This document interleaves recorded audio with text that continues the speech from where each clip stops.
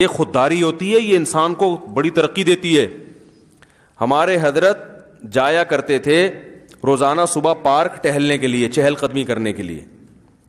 تو پارک دور تھا، تو راستے میں ایک صاحب ان کو ایک دن دیکھا کہ یہ جا رہے ہیں، تو انہوں نے کہا آپ میری گاڑی میں بیٹھ جائیں، میں آپ کو پہنچا دیتا ہوں. حضرت بیٹھ گئے، انہوں نے پہنچا دیا. اگلے دن حضرت جا رہے ہیں، دوبارہ وہ گاڑی آ گئی، کہا میری گاڑی میں بیٹھ جائیں، چلو ٹھیک ہے بیٹھ جاتے. تیسرے دن حضرت نے راستہ ہی بدل لیا. تو فرمایا کسی کا احسان کیوں لیں بھائی، ٹھیک ہے نا، جب تک دو ٹانگیں ہیں اس پہ چلتے رہیں گے، بلا وجہ لفٹ کیوں لیں بھائی. آج کیا کرتے ہیں، خود روک روک کے لفٹ مانگ رہے ہوتے ہیں، یار ذرا وہاں چھوڑ دینا. ابے بھائی رکشے بھی چل رہے ہیں، ٹیکسیاں بھی چل رہی ہیں، نہیں تو دونوں ٹانگیں استعمال کرو. یہ بڑی گھٹیا حرکت ہے. یا تو آپ کا کوئی جگری دوست ہے، بے تکلف ہے، کوئی بھائی ہے، کوئی بے تکلف لوگوں سے تو چھینی بھی جا سکتی ہے. ابے چل، وہ بے تکلفی کے اصول الگ ہوتے ہیں بھائی. ہم اپنے بے تکلف دوستوں کے ساتھ جاتے ہیں تو وہ زبردستی بھی پیسے نکال لیتے ہیں. وہ تو بے تکلفی کا پتہ ایسے چلتا ہے کہ آپ کو مانگتے ہوئے شرم نہ آ رہی ہو. وہ اتنا آپس کا گہرا تعلق ہے، جیسے بیوی شوہر سے مانگتی ہے تو شرم تھوڑی آ رہی ہوتی ہے اس کو بلکہ اپنا حق سمجھ کے مانگتی ہے. ٹھیک ہے، تو بے تکلفی کے اصول. تو ایسے دوست، میں نے ایک دن اپنے استاد سے پوچھا کہ کہاں مانگنا غیرت اور حمیت کے خلاف نہیں ہے اور کہاں مانگنا یہ لالچ ہے، اس کا معیار کیا ہے. تو ہمارے استاذ نے بتایا کہ اس کا معیار یہ جہاں مانگتے ہوئے ذرا بھی شرم نہ آ رہی ہو. ٹھیک ہے نا، یعنی اتنی بے تکلفی ہو کہ آپ کو پتا ہے کبھی میں اس سے پیسے ادھار لے لیتا ہوں، کبھی یہ مجھ سے ادھار لے لیتا ہے. تو یہ اس کی علامت ہے کہ یہ مانگنا بھیک والا مانگنا نہیں ہے. جیسے بھائی سے یار ذرا گٹکا کھانا ہے یار، 50 روپے نکال یار، دے یار، ابھی کل دے دوں گا تیرے کو، ایسا ہوتا ہے نا بے تکلفی. اور جہاں مانگتے ہوئے آدمی کو لگ رہا ہو کہ اس کا احسان ہوگا مجھ پہ، تو وہاں مانگنا ٹھیک نہیں، غیرت کے خلاف ہے.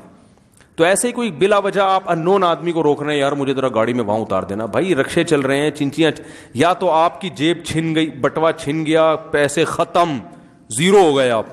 اب ایک مجبوری ہے، نہ رکشے کے پیسے نہ چنچی کے پیسے، تو پھر کسی گاڑی والے کو ہاتھ دیں، یار مجبور ہو گیا ہوں، تو ٹھیک ہے، سمجھ میں. یا کوئی بوڑھا ہے بیچارے سے رکشے میں بیٹھا نہیں جا رہا، چنچی میں بیٹھا نہیں، بوڑھے آدمی کو تو ویسے ہی لفٹ دینی چاہیے، ٹھیک ہے نا، تو اس کا تو ویسے ہی اکرام ہے. جوان آدمی بلا وجہ خام خمے لوگوں سے لفٹ مانگ رہا ہے. اور حقیقت یہ کہ جو لفٹ دینے والا ہے نا، اس کے دل میں اس کی عزت کم ہوتی ہے.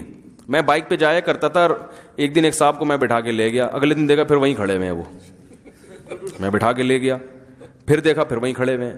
تو میرے دل میں ایک عزت کم ہوئی ہے کہ یار یہ پتہ نہیں اب یہ اسی پہ بھروسہ کر کے بیٹھ گیا.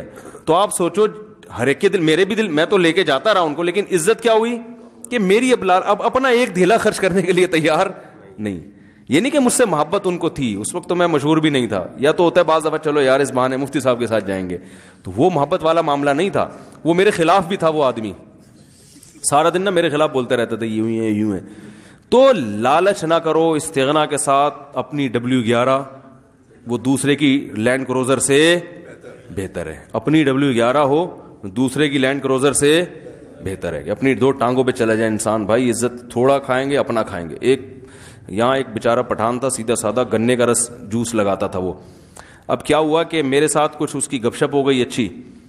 اب کیا ہے کہ اس وقت میرے پاس ٹائم بھی کچھ ہوا کرتا تھا، آج فلاں دوست نے دعوت کی، تو میرے تو جگری یار ہوتے تھے، تو چلو یار کبھی ہم نے کھلا دیا، کبھی تم نے کھلا دیا، آج فلاں کے یہاں اس کو بھی میں لے جاتا تھا.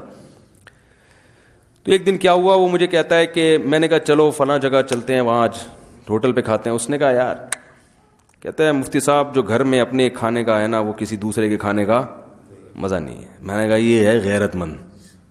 جو لالچی ہوتا ہے کہتا ہے فری پھوکڑ کے مزے. غیرت مند یہ کہہ رہے یار اپنے گھر کی روٹی وہ آپ کے تعلق والے نے، میرے تھوڑی ہیں. اس کا یہ کہنا یہ تھا. تو میرے دل میں اس کی عزت بڑھ گئی. یہ غیرت مند آدمی ہے. گنے کا ٹھیلا لگا کے جو روکھی سوکھی کھا رہا ہے، واقعی اپنے گھر کا جو مزہ ہے وہ دوسرے کے پیسوں پہ مزہ نہیں ہے. تو استغنا کے ساتھ زندگی گزارو تو پھر نہ جھوٹ بولنا پڑے گا، نہ پیسوں میں خیانت کرنی پڑے گی.